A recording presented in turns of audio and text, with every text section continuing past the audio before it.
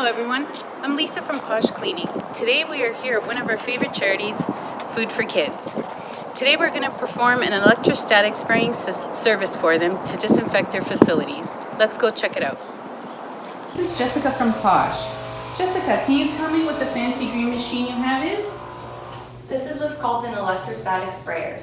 With the application of this sprayer, we're going to ensure that Food for Kids is as healthy and germ-free as possible for its workers and guests.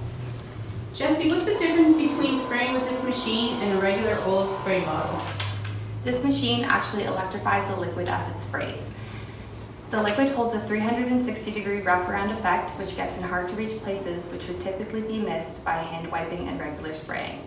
The liquid holds an electrical charge when it hits the surface and spreads more evenly. Thanks, Jessie.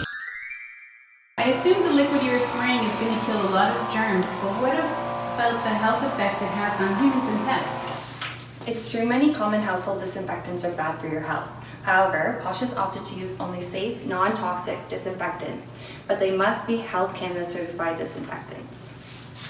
This is why we don't need a mask or other protective gear, and the space can be occupied immediately after spraying.